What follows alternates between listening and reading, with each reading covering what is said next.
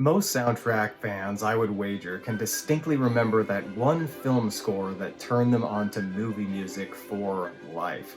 Well, I certainly remember mine, even though I was only 2 years old. You better believe it. What was the title? John Williams' E.T. the Extra-Terrestrial. When I was 2 years old, E.T. was out in the theater. I was born in 1980. And I distinctly remember the opening sequence. To this day, people question me when I say that, like, oh, you couldn't possibly have remembered something from when you were 2 years old.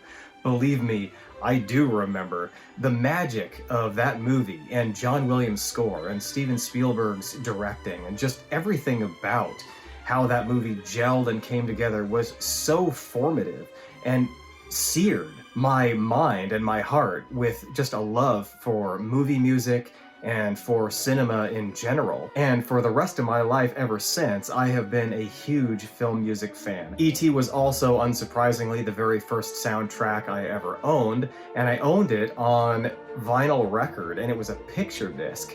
It had a picture from the movie on either side of the record.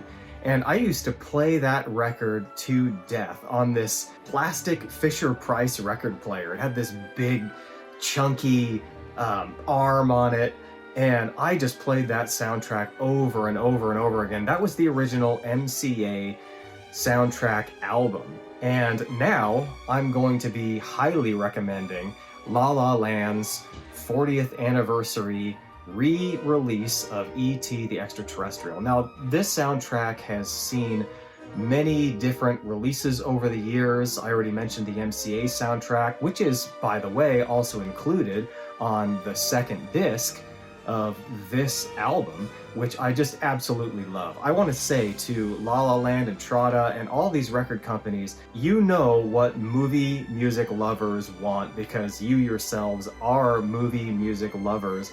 And it's just so nice to get the old album that we fell in love with back in the day included in the full film score in chronological order, as well as all the extras and alternates that you're so good about putting on these albums. This is actually a reissue, 5,000 copies of their previous 35th anniversary edition to E.T. the Extra-Terrestrial. But as I said, there have been at least 2 or 3 other releases over the years too. When the special edition came out in the theater, I want to say MCA re-released it. There was a remastering before that or after, I can't quite remember, that MCA also did. But this is the definitive E.T. So if you yourselves are waiting to be converted and kind of have your gateway experience into the world of film music, you need to try this soundtrack right here. It converted me for life. Believe me, this one will do the magic. It'll make all the difference. The packaging alone of this release makes it worth its weight in gold. I mean, just look at this. Look at how beautiful it is. It's just lovely through and through. Let me crack this open even and show you kind of an inside view of E.T. the Extra-Terrestrial. And I can't rave on this release enough. It's just such a glorious release. And inside, of course, we have extensive liner notes, fascinating liner notes by Mike Matessino, and he gives a track-by-track breakdown of every single track from the film score in sequential order presented on disc 1, as well as the original MCA album, which is on disc 2. And by the way, that album is a triple Grammy award-winning and gold record-selling soundtrack. Very few film composers have enjoyed the popularity and the celebration that John Williams has received, and rightly so. John Williams is absolutely one of the greatest film composers of all time. He's in my top 5 film composers easily, and my top 2, Jerry Goldsmith and John Williams, and it kind of just descends from there. But John Williams appeals to a very broad audience, and that's one of the reasons why he makes such a great pair with director Steven Spielberg, who also appeals to such a large audience. And this is one of the historic, legendary landmarks, both in filmmaking and in movie scoring in general, E.T. the Extra-Terrestrial. So this release also includes on track 9 of disc 2 the music that John Williams scored for the Universal Studios E.T. ride as well. So it's like, if you want every single note that John Williams wrote for E.T. the Extra-Terrestrial in incredible remastered sound, this is the album for you. And that was one of the only drawbacks of the original MCA album that I grew up with and loved so dearly, and do to this day, was before its remastering, it had quite a bit of hiss in the background, even on CD, but it's all but vanished in this particular remastering. So I'm going to tell you, and I've said it before for other soundtracks, if you don't have this, get out there and get it now. This is already its second time around, 5,000 copies. The first batch of the 5,000 copies on the 35th anniversary sold out, and this one most certainly will too. So don't waste any time. I'm sure many of you already have it, but for those of you who don't, I'm recommending it today. You will not be disappointed. So let's talk about the actual music, because that's what we're all here for, right? Is John Williams' awe-inspiring and heartwarming music that he wrote for E.T. the Extra-Terrestrial. This is undoubtedly a legendary score, and it was the 1983 Oscar Award winner for Best Soundtrack. It went up against another one of my very favorite soundtracks, which is Poltergeist. I'll cover that in another video, and I'll talk about my opinion about that sparring and who came out on top, and whether or not I agree with that ultimately.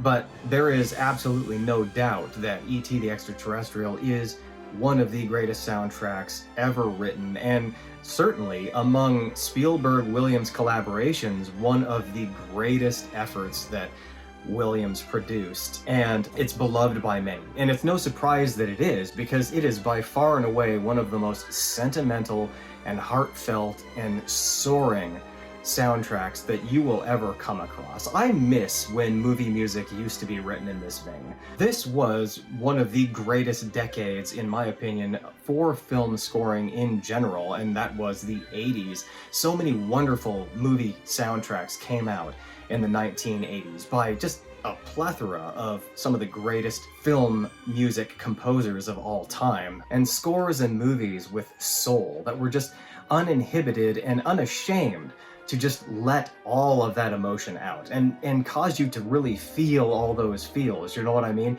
And to weep in the movie theater. It's almost as if we're embarrassed to admit that we have feelings anymore these days, in an odd kind of way when it comes to being vulnerable in the cinema, is kind of how I'm viewing it.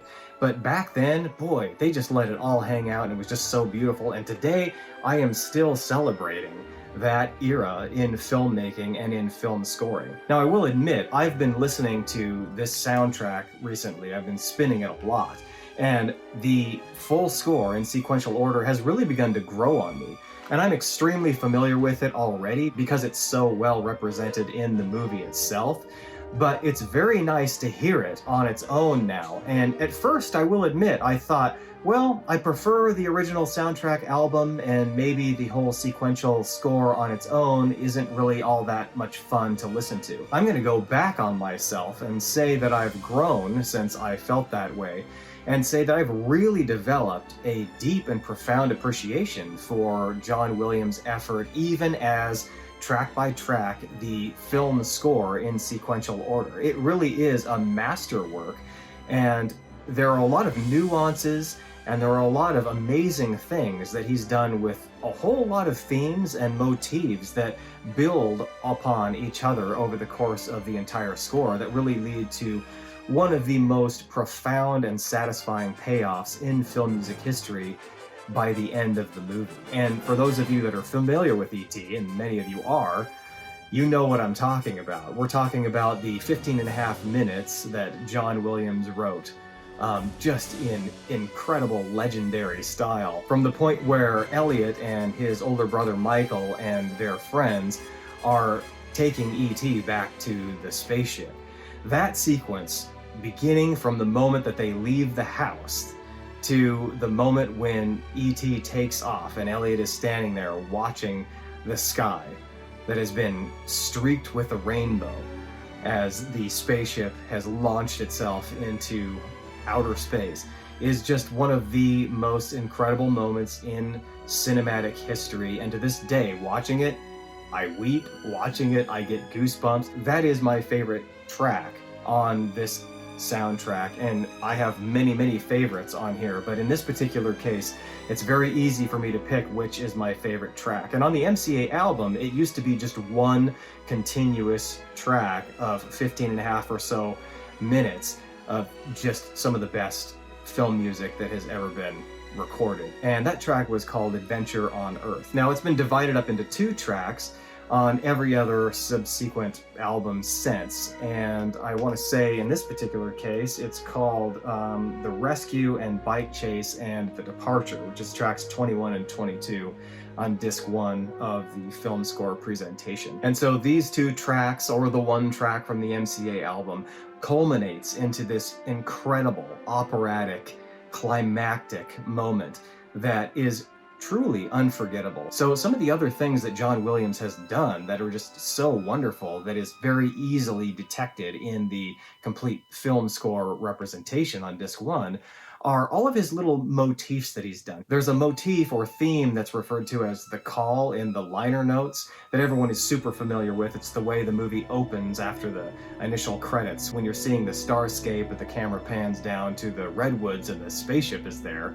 And that is just that flute, you know? Da, na, na, na, na, na, and everyone knows that.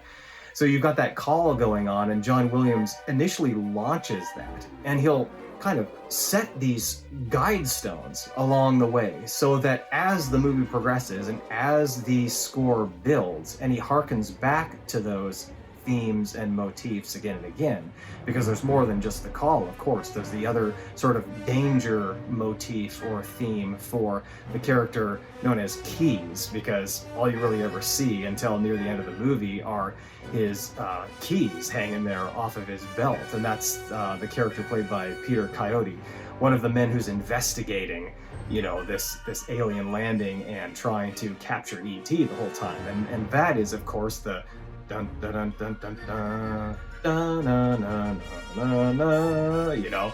And so that builds too. The flying theme also builds to another terrific scene where Elliot loses control of his bicycle and is about ready to plummet off the edge of a cliff and die, but of course E.T. saves them using his telekinetic powers, and they soar across the treetops, and they land there at the bald spot where they're going to set up their call system to get E.T.'s family to come back to Earth and rescue him. But anyway, John Williams, the way that he handles this music and builds this music, it's very subtle through the middle, and I think that's part of the reason why at first I thought, well, I'll take the MCA album.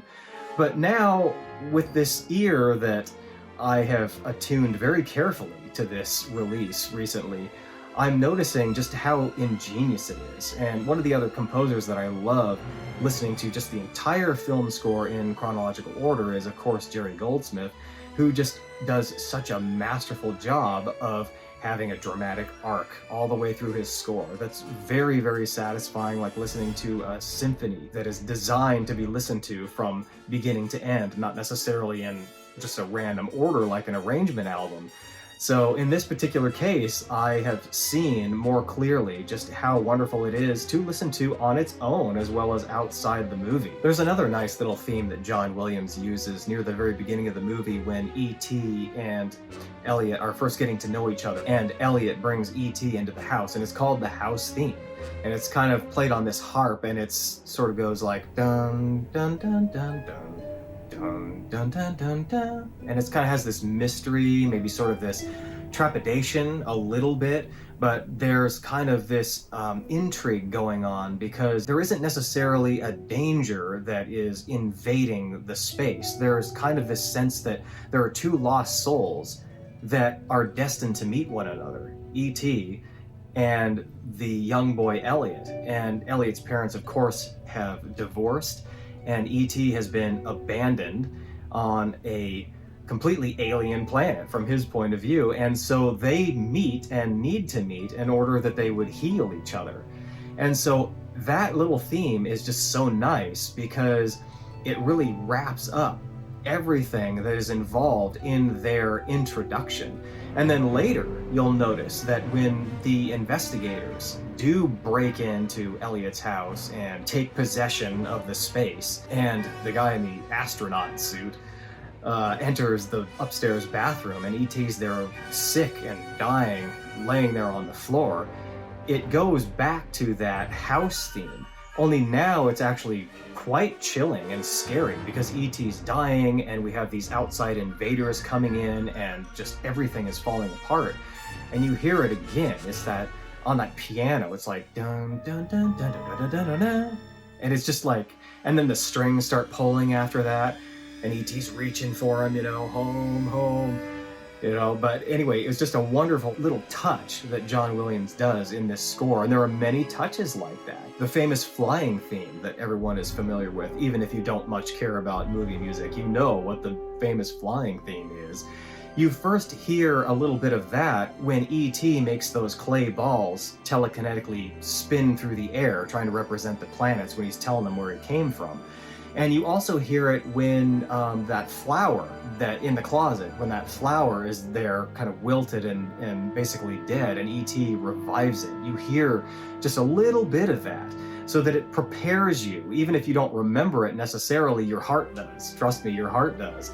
So that when E.T. and Elliot go on their first flying bike ride and the flying theme is represented in its full glorious form, it's just kind of this sense of resolution. You've arrived where you knew you were headed, or where you knew you were supposed to go. The other thing that I wanted to talk about when it comes to E.T. in general is how wonderful it is that Steven Spielberg actually stepped aside and made space, explicit space, for John Williams' score, in particular at the very end of the movie during the Adventure on Earth sequence that I've already mentioned.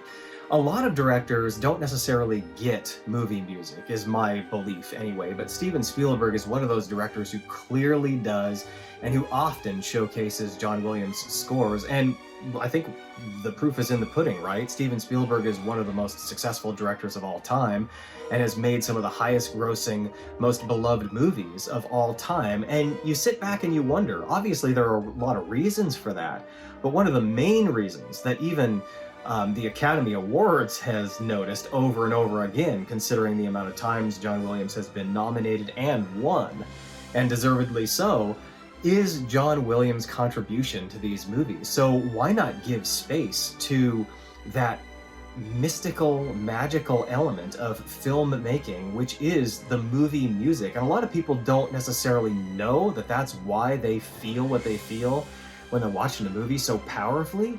It's because of the great film score most of the time. I mean, every element works together, it has to gel together. Don't get me wrong, I understand that. You can't have one piece without the other, but the movie music is like the tipping point.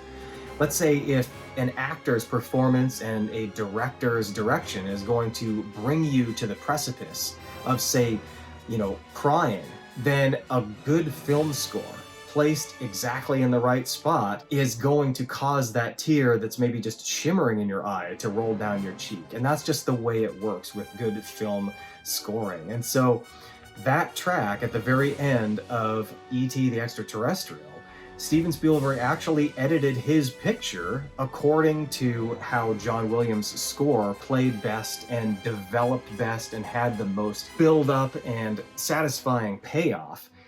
And normally it's the other way around. The director will edit and slash and cut and chop a film score to accommodate his picture. But Steven Spielberg isn't like that. He understands the power of movie music, and of course understands the power of John Williams' movie music. And that end sequence of E.T. the Extra-Terrestrial is one of the best moments in movie history, as I've already said. I mean, when you're a kid watching this movie, and even when you're an adult, because you've got nostalgia, you wish you could be a kid again. When Elliot and Michael and all of their friends are on their bikes, it builds, after Dee Wallace is like running away from the van and looking out across the park, wondering where her boys have gone with E.T. And it just cuts to them riding their bicycles, and John Williams is just going, that's like one of the most freeing moments, exhilarating moments for a child or the child in you that you could ever experience. That bike theme is like the ultimate in kid empowerment, and I want to say that that's even how the liner notes read. It's talking about kid empowerment when it talks about that particular section of music, and all of it just culminating again to a reprise of the flying theme when all of them soar through the sky and across the setting sun and then land at the bald spot, to the departure section of this amazing section of music. And then just to say a few things about that moment when they're all saying goodbye to E.T., each one takes their turn to say goodbye. The gorgeous buildup that John Williams does for all of that is just so beautiful, so sentimental, so touching. It's just so, it makes me want to put it on right now and share that moment with you like a reaction video, but for the sake of copyright, I'm not going to play it because I know I'm going to get flagged. But I'm just so tempted to do it because the music is just so delicious and so lush. You've got to hear it. You've just got to hear it. There are movie scores that you have to hear before you die, and E.T. the Extra-Terrestrial is absolutely one of them. I mean, it just builds. It's like the strings raise up and build, and then you've got this incredible brass triumphant fanfare after E.T. says, "I'll be right here," and it just, man, it just seals it. You've never seen anything quite like it before. And like I said, if you're not crying already, you're crying at that point. And then the way it ends too, you know, before it shuts to black and the movie's over and the credits roll, it's just like that explosive operatic power that just strikes you, you know, like a tsunami wave, like 2 or 3 times. And then the timpanis, you know, dun dun dun dun dun dun dun, and then it's over. Goosebumps. Just talking about it has got me full of goosebumps. I'm hearing it in my head, and it's still that powerful. So, what else can I say about this incredible score? It was the score that made me a forever fan of movie music. I'm so grateful to everybody who's preserved this music. Thank you, La La Land Records and MCA in the past, and everyone who's done such a fine job showcasing this beautiful score. If you haven't heard it, I'm recommending it to you today. I'm not just recommending it to you, I'm insisting. Go and get this soundtrack. Anybody that has a film soundtrack collection that doesn't have E.T. in their catalog, you don't have a film soundtrack collection yet. I'm sorry, you've got some work to do. Anyway, I'm Ted. This has been another episode of My Favorite Soundtrack. We'll see you next time, and happy listening.